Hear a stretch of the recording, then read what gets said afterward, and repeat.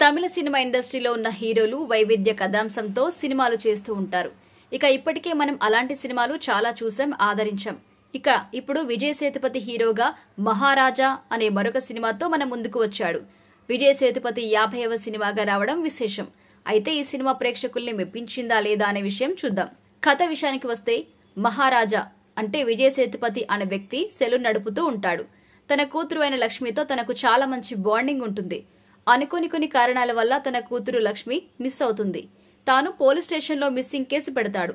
దాంతో ఆ అమ్మాయి ఎందుకు మిస్ అయింది అనే క్యూరియాసిటీతో ఈ సినిమా తెరకెక్కించారు. మరి ఆ అమ్మాయి ఎందుకు మిస్ అయింది, మళ్లీ దొరికిందా లేదా అనే విషయాలు మీకు తెలియాలంటే సినిమా చూడాల్సిందే. విశ్లేషణ విషయానికి వస్తే, డైరెక్టర్ నితిలన్ స్వామినాథన్ ఈ సినిమాను ఏ ఉద్దేశంతో అయితే తీయాలి అనుకున్నాడో తాను అనుకున్నవేని పర్ఫెక్ట్ గా ప్రజెంట్ చేశాడు. నిజానికైతే ఈ సినిమాలో స్ట్రాంగ్ బలం ఏంటి అంటే రైటింగ్. ప్రతి సినిమాలో సినిమా తాలూకు ఇంటెన్స్ చెడగొట్టకుండా చాలా అద్భుతంగా మోల్డ్ గా చేసుకుంటూ వెళ్లాడు. ఈ సినిమాలో కొన్ని ట్విస్టులు కూడా చాలా అద్భుతంగా ఉన్నాయి. కొన్ని సీన్లు ఒళ్ళు జలధరించేలా ఉన్నప్పటికీ ఈ సినిమా మాత్రం ప్రతి ప్రేక్షకుణ్ణి ఎంగేజ్ చేయడంలో చాలా వరకు సక్సెస్ అయింది. ముఖ్యంగా విజయ్ సేతుపతి యాక్టింగ్ తోనే ఈ సినిమా మొత్తాన్ని నడిపించాడు. కథ పరంగా స్ట్రాంగ్ గా ఉన్న ఈ సినిమా విజువల్స్ పరంగా మాత్రం ఒక సీరియల్ టెంప్లెట్ లో సాగుతూ ఉంటుంది. అయినప్పటికీ ప్రేక్షకుడు సినిమాలో ఉన్న కథని మిస్ అవ్వకూడదు అన్న ఉద్దేశంతో సినిమా మొత్తాన్ని చూస్తూ ఉంటారు. నిజానికైతే కథ ఉంటే విజువల్స్ పెద్దగా లేకపోయినా కూడా సినిమా వండర్స్ ని క్రియేట్ చేస్తుంది అని చెప్పడంలో ఎంత మాత్రం అత్యోశక్తి లేదు. దర్శకుడు చెప్పాలనుకున్న పాయింట్ ను చాలా స్ట్రేట్ గా చెప్పే ప్రయత్నం అయితే చేశారు.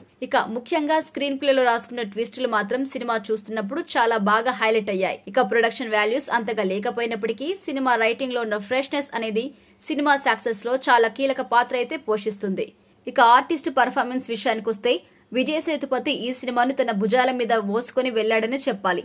ఆయన ఇంతకు ముందు చేసిన సినిమాలోని నటన ఒకెత్తు అయితే, ఈ సినిమాలో ఆయన చూపించిన నటన నెక్స్ట్ లెవెల్లో ఉందనే చెప్పాలి. తన కూతురి కోసం తను పడే వేదన ఒక సగటు తండ్రి ఎలా అయితే బాధపడతారో అలాంటి ఒక బాధని చూపిస్తూనే సినిమాను ముందుకు తీసుకువెళ్తూ ఉంటాడు.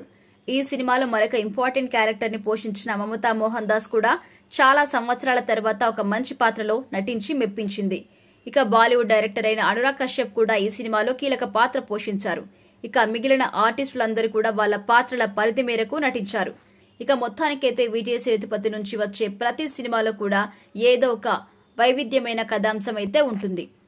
ఈ సినిమా ప్లస్ పాయింట్స్ విషయానికి వస్తే, Vijay Sethupathi acting, cinema writing చాలా బాగుంది, కొన్ని ట్విస్టులు కూడా బాగున్నాయి. మైనస్ పాయింట్స్ విషయానికి వస్తే విజువల్స్. మొత్తానికైతే విజయ్ సేతుపతి మరోసారి సూపర్ హిట్ సాధించాడు అని చెప్పొచ్చు.